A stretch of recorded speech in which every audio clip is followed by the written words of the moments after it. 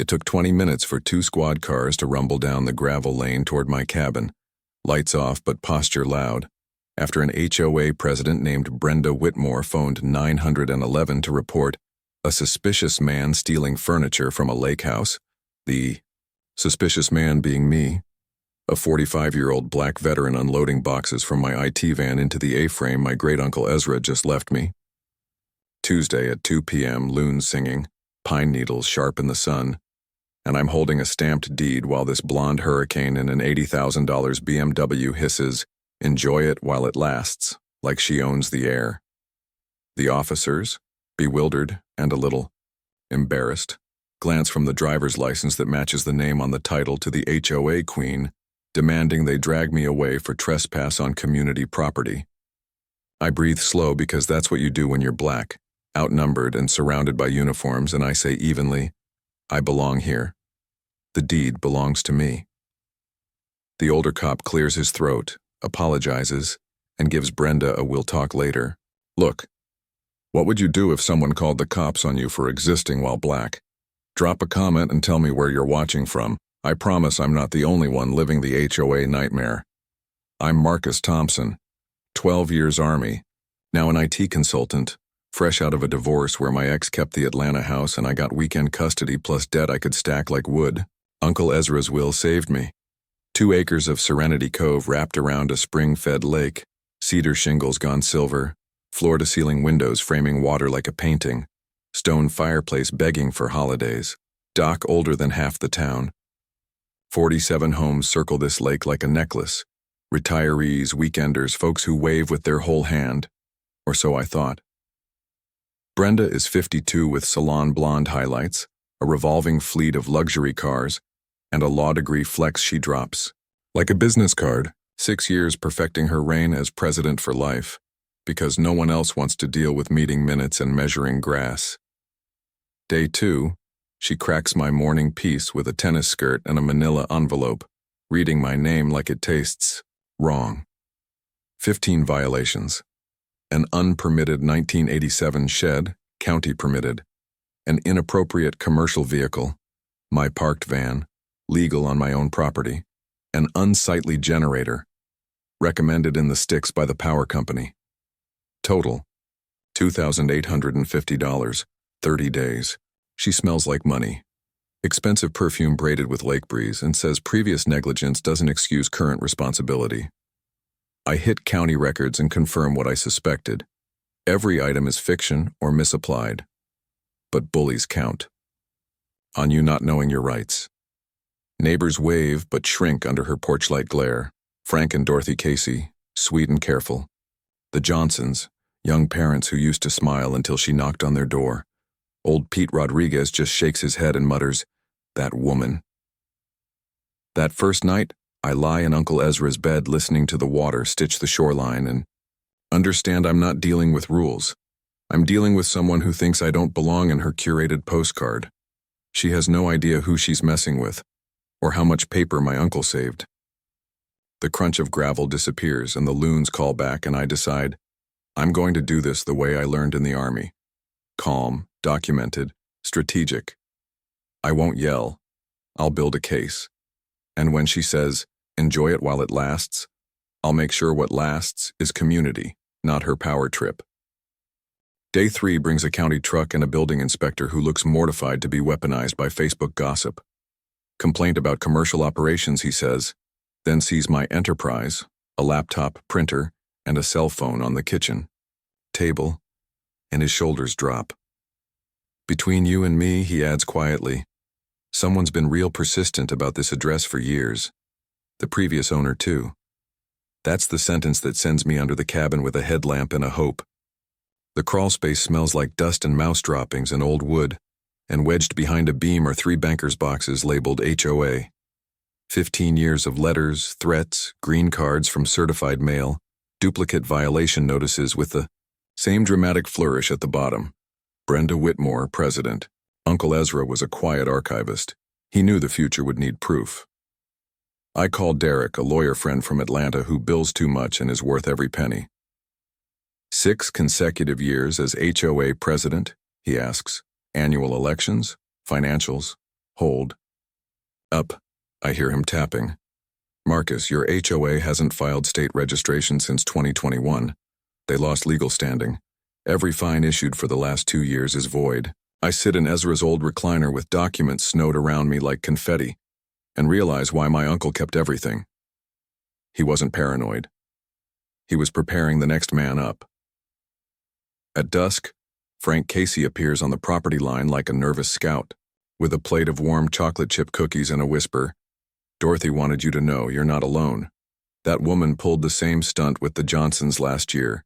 Noise complaints about kids playing ball." Then a letter from her realty company. "We'd be happy to help you relocate. Lowball offer included. The puzzle locks." This isn't about standards. It's about squeezing people until they sell. I flip through Ezra's boxes and see the pattern in red ink. Families marked, notices inflated, offers mailed. Profit harvested. I screenshot Brenda's new post in the neighborhood group, concerns about activities affecting safety and values, vague enough to dodge slander laws, pointed enough to bleed me. 3 neighbors hit like on profiles created that day. Amateur hour. I catalog the accounts, flag the source IPs I can find, start a timeline that would make my old Intel CO proud. Every lie, time-stamped, every call, logged, every complaint, docketed. Meanwhile, the human map begins to light up. The Caseys bring cookies and courage. Pete drops off a box of old newsletters and warns, "Keep notes." The Johnsons avoid me, but their kids wave. Fear takes time to unlearn. I'm careful. I move like a man who knows the next call to 911 won't mention deed but will stress suspicious. And still I keep a simple promise to myself. I won't let rage steer this train. I'll let paper do it. Paper wins when bullies overplay their hand. And Brenda? She's about to get ambitious enough to do exactly that. The attack shifts from petty to precision in a day. My biggest client, a medical practice, calls to hit pause because of an anonymous tip alleging licensing issues. HIPAA makes them skittish. Then 3 more clients ring with similar concerns. My inbox fills with screenshots of rumor posts about commercial operations and increased traffic at my address. That night, the community center smells like floor wax and old coffee and fluorescent worry as Brenda convenes an emergency meeting. She talks about security and unknown associates at all hours, eyes pinned to me like a laser. I stand, pass around state registry printouts, and calmly say the quiet part out loud. This HOA hasn't been legally registered since 2021. Fines and enforcement are void. Dorothy gasps about last year's assessment. Brenda stammers about clerical oversights. Then a small miracle. Her husband Roger clears his throat and asks if she didn't say she was handling the filings. Silence shifts. People blink. Fear cracks. After the meeting, Roger asks me to walk. Under a sky that turns the lake to liquid silver, he says, "She's not well. Financial pressure, investment properties not selling. She gets desperate." His voice breaks. That word, desperate, lands like a warning shot. Morning delivers a man, in coveralls pounding no trespassing signs into what he believes is common area. Brenda's latest boundary adjustment. My county survey says otherwise, and the poor guy blushes and yanks them out. That sends me to the courthouse where a clerk who's probably filed deeds since the Reagan era translates a dusty easement from 1987. Your uncle granted road access down the private lane, but with a good neighbor clause. Harassment voids the easement. No easement means no legal access. And Brenda's $850,000 lakefront suddenly becomes a pretty box with no door. I walk the boundary with new eyes, see the 50-foot strip along the road Uncle Ezra retained, and realize he didn't just leave me walls and windows. He left me leverage. The next blow is petty but dangerous. I top off my generator on Monday. By Wednesday, after a storm slices the grid, it's bone dry. My cameras, installed after the trespass stunt, record a dark sedan at 3:17 a.m., a silhouette by the tank, more vandalism on the mailbox. Sugar shows up in the fuel later that week. Jake, a contractor who could arm wrestle a backhoe, drains, and cleans the system and grunts. Somebody wants expensive problems without leaving fingerprints. Deputy Martinez watches footage at my table and offers charges. I ask for a paper trail first. She leaves her card and promises patrols. That night, Frank stops by with a whisper grenade. Roger told me they've missed 2 mortgage payments. She's borrowing against retirement. Desperation isn't a theory anymore. It's a budget line. Now I'm weighing 2 paths. The nuclear option, file the revocation, or the offer, stop the war, save everyone's house, reset the community. Before I decide, I need the truth baked at 425 in a cracked diner booth. Roger texts me and, over coffee that tastes like burnt courage, confesses everything.